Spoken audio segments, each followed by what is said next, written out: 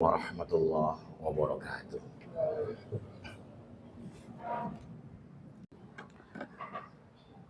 Alhamdulillahi khaliqil wujudi minal adam wa ja'ilin nuri minaz zulam wa mukhrijis sabri minal alam wa mulkit taubati 'alan nadam fa nashkuruhu 'alal masaibi kama nashkuruhu 'alan ni'am. Walhamdulillahilladzi anzala 'ala 'abdihil kitaba wa lam yaj'al lahu 'iwaja. Walhamdulillahilladzi nahmaduhu wa nasta'inuhu wa nastaghfiruh wa nu'minu bihi wa natawakkalu 'alaihi wa na'udzu billahi min syururi anfusina wa min sayyiati a'malina. May yahdihillahu fala mudilla lahu wa may yudlil fala hadiya lahu. Wa nashhadu an la ilaha illallah wahdahu la syarika lah wa nashhadu anna Muhammadan 'abduhu wa rasuluh arsalahu Allahu ta'ala bil huda wa dinil haqq liyuzhirahu 'ala ad-dini kulli wa kafa billahi syahida. Fa sallallahu alaihi wa sallama tasliman katsira amma ba'd. Fa ya ayyuhal muslimun usikum wa iyaya bi taqwallah faqad fazal muttaqun. Faqad qala Allah ta'ala fi kitabihil karim a'udzu billahi minasyaitonir rajim. Bismillahirrahmanirrahim.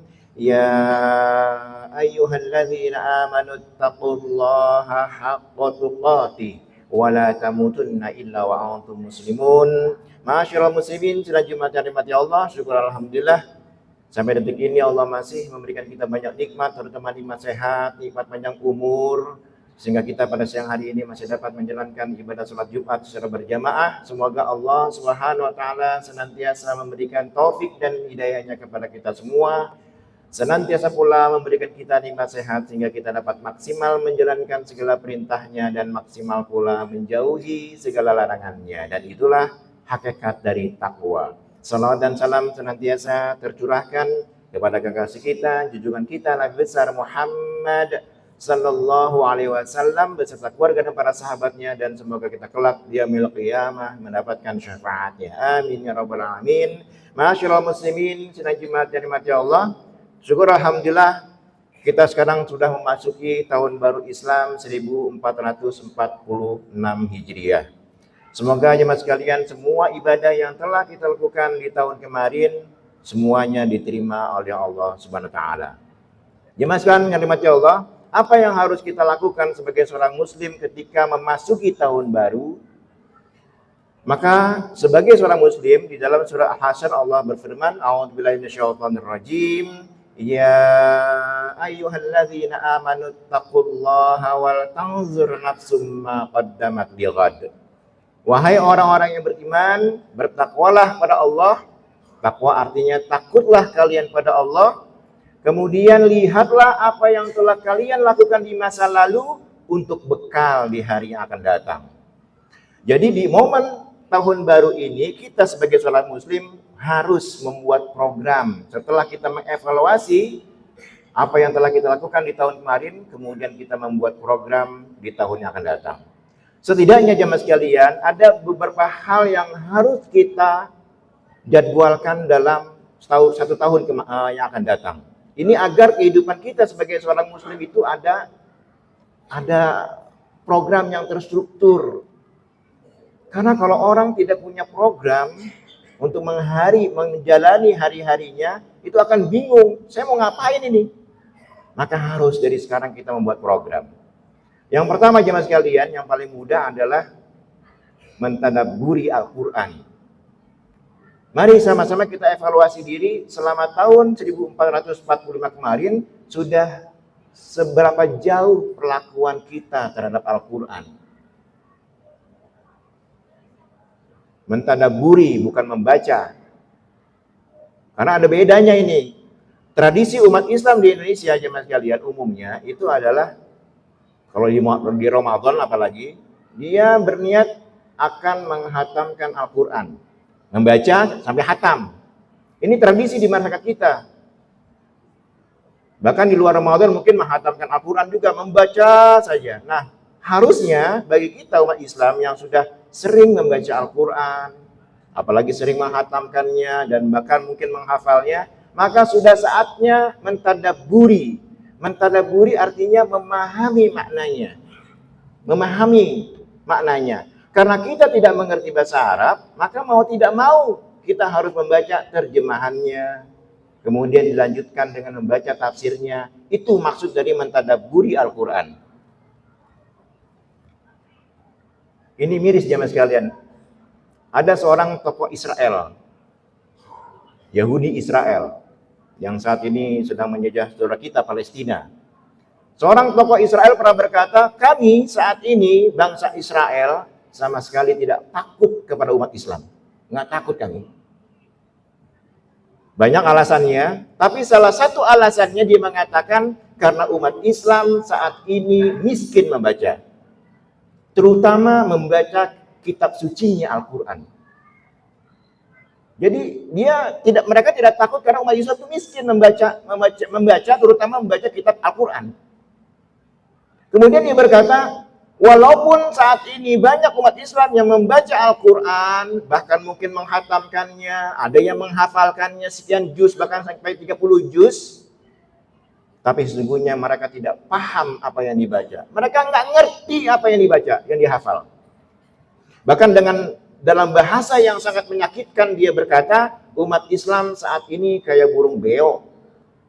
Kayak burung beo umat Islam itu. Kenapa? Dia baca Quran, dia menghatamkan bahkan menghafalnya, tapi tidak paham apa yang dibaca.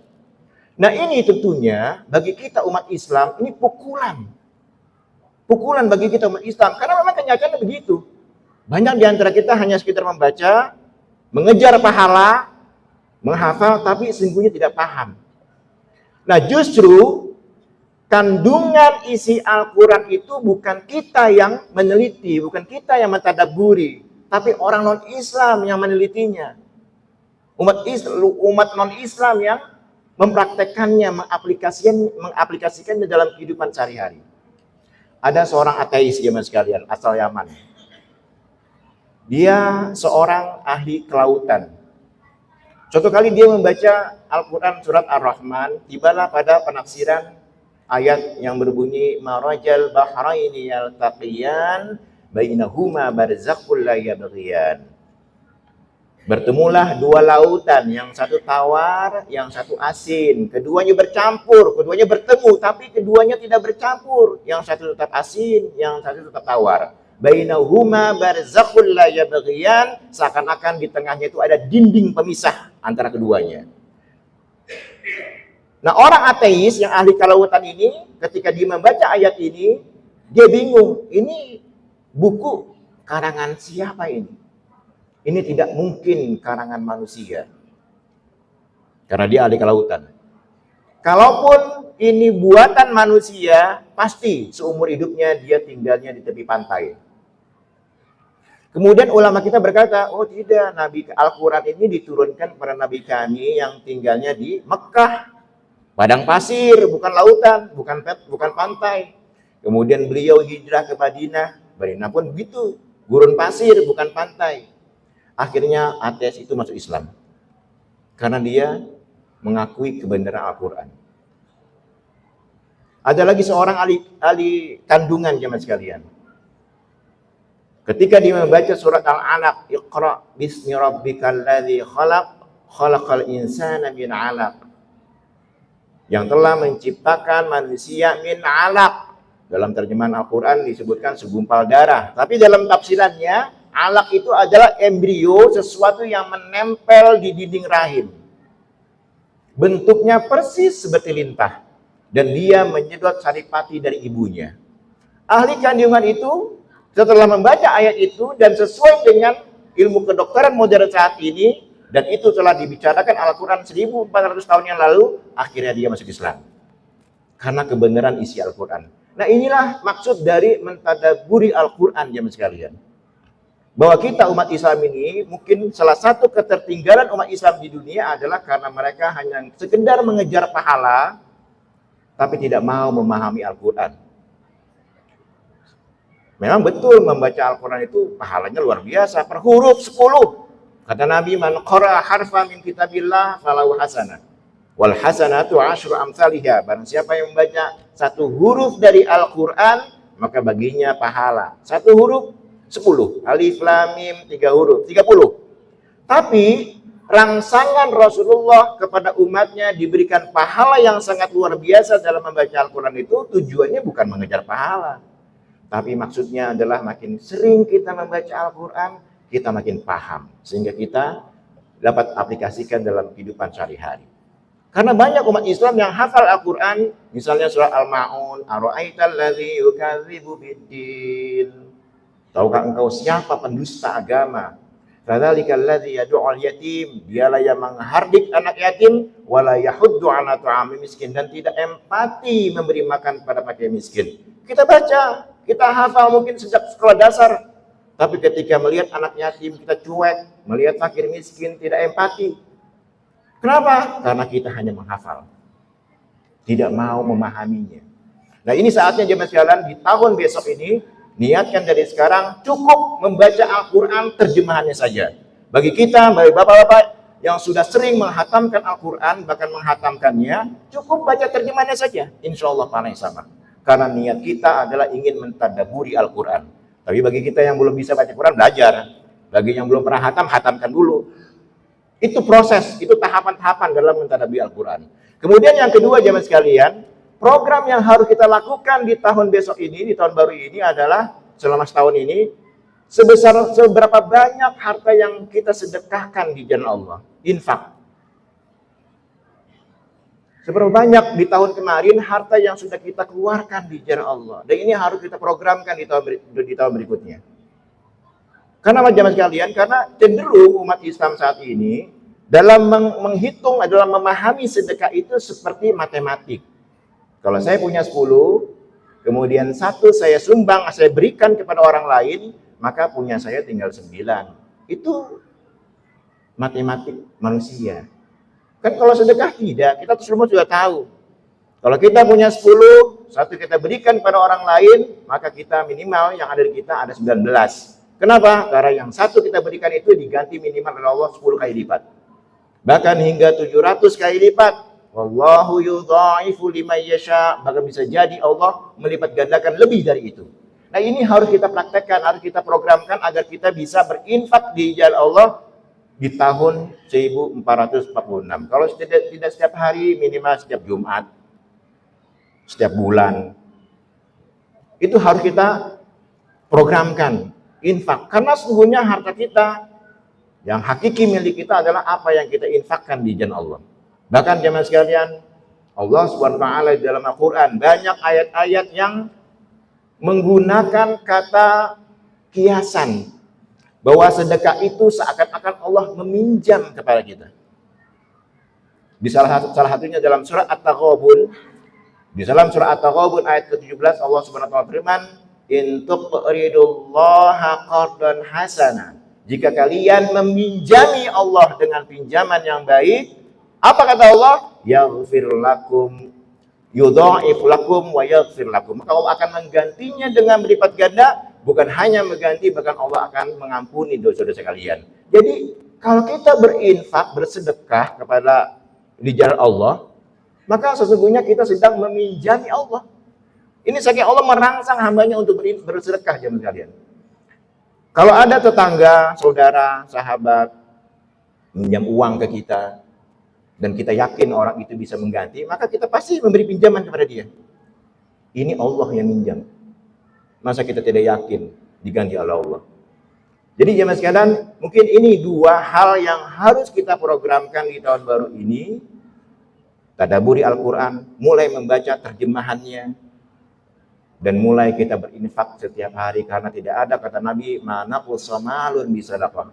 Tidak akan mungkin harta seseorang itu berkurang karena sedekah, bahkan hartanya akan terus bertambah. Semoga jemaah sekalian Allah Subhanahu wa taala senantiasa memberikan taufik dan hidayahnya kepada kita semua, dan semoga pada waktunya nanti Allah mewafatkan kita dalam keadaan husnul khatimah. Amin ya rabbal alamin. Barakallahu li wa lakum fil Qur'anil azim. Wa nafa'ani wa iyyakum bima fihi minal ayati wa dzikril hakim wa taqabbala minni wa minkum tilawatahu innahu huwal ghafurur rahim. Allahumma shalli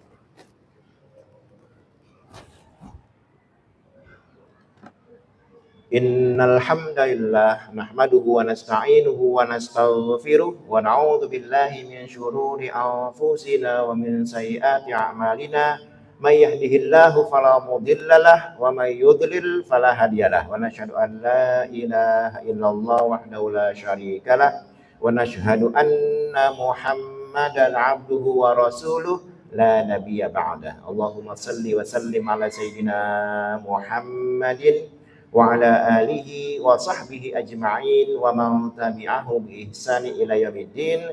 Faqad qala Allah ta'ala fi kitabihil karim, innallaha wa malaikatahu yusalluna 'alan nabi ya ayyuhalladzina amanu sallu 'alaihi wa sallimu taslima. Allahumma shalli 'ala sayyidina Muhammad wa 'ala ali sayyidina Muhammad kama shallaita 'ala sayyidina Ibrahim wa 'ala ali sayyidina Ibrahim wa barik 'ala Muhammad wa 'ala ali Muhammad kama barakta 'ala Ibrahim wa 'ala ali Ibrahim fil 'alamin innaka Hamidum Majid. Allahumma ighfir lil mu'minina wal mu'minat wal muslimina wal muslimat al ahya'i minhum wal amwat innaka sami'un qaribun mujibu da'wat ya qadiyal hajat. Allahumma arinal haqqa haqqa warzuqna ittiba'ah wa arinal batila batila warzuqna istinabah. Rabbana ighfir lana wa li ikhwanina alladhina sabaquna bil iman wa la taj'al fi qulubina ghillan lil ladzina amanu rabbana innaka ra'ufur rahim. Rabbana atina fid dunya hasanah wa fil akhirati hasanah wa qina adzabannar walhamdulillahi rabbil alamin. Ibadallah, innallaha ya'muru bil 'adli wal ihsan wa ita'i dzil qurba wa yanha 'anil fahsya'i wal munkari wal baghi ya'idzukum la'allakum tadhakkarun wa la dzikrullahi akbar wallahu ya'lamu ma tasna'un.